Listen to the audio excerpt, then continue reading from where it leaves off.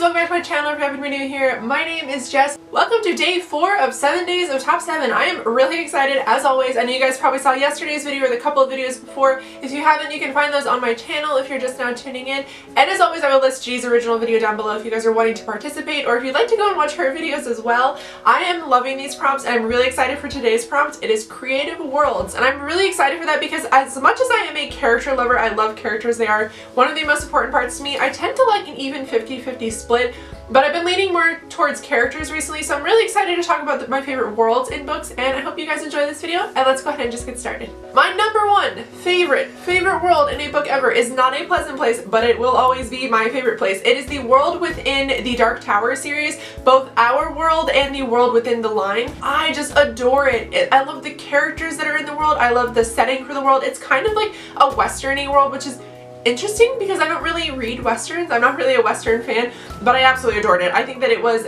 incredibly cool. It had like a blend of western and technology and, you know, like spiritualism. It was so cool.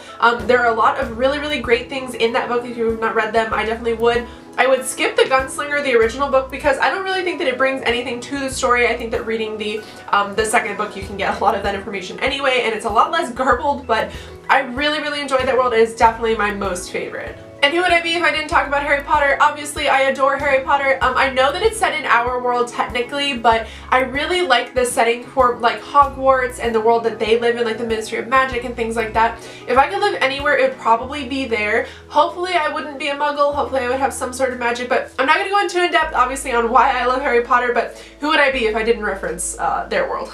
Now, the third and fourth ones that I have here are kind of the same. I'm going to go ahead and say Ready Player One by Ernest Cline. I loved that book, which you guys are very familiar with. I love the setting of being able to escape in a large MMORPG, like virtual reality. If you guys have known, I love video games. I really do, and I think RPGs are my favorite. So the thought of actually having a way to do that would be really cool, which brings me to number 4, which would be Warcross by Marie Lu.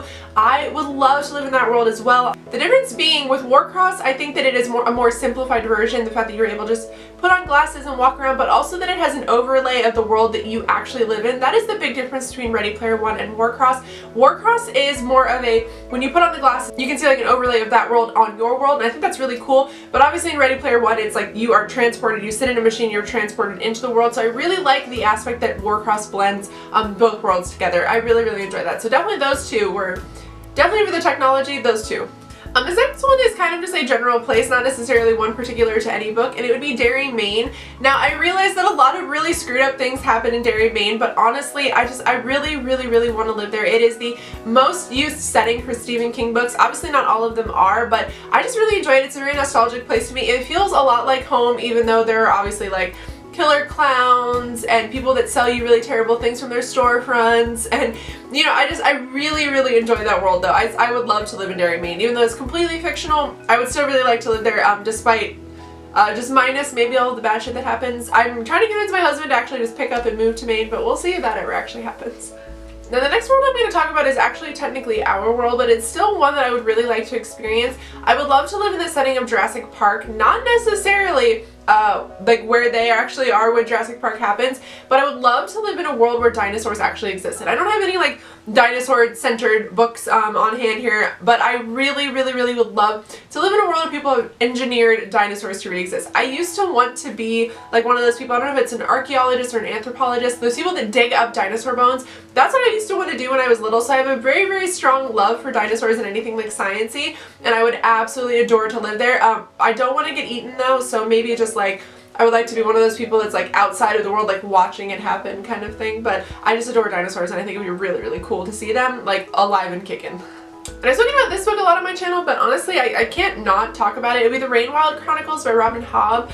I love dragons. I think that they are so majestic. Like, I would like a pet one that I could just keep in my backyard in a big like overhang kind of thing. I would love to live there because I think it would be so cool, because in those books, the dragons kind of impart knowledge and wisdom on you while you are also taking care of them, while our main character is taking care of them. And I would adore that. I think that would be so awesome to gain information from this being who has been around for so long and to assist them them. So in the end of the series, they become kind of helpers to them, and they end up living with them and staying with them, and I really, really loved it. I thought that it was a great book, and I would love to live in that world, to be able to assist them in getting back where they want to, while also being able to be around dragons and meet dragons. And I think it is just such a cool world, and I would love to live there. Alright guys, so that is it for today's 7 days of top 7. I hope you guys are having fun with this. I think it is a lot of fun. As always, I will link down below G's original video so you guys can see that if you're looking to participate. But I love this. I'm having so much fun, and I hope you guys enjoyed this video, and I'll see you in tomorrow's. Bye!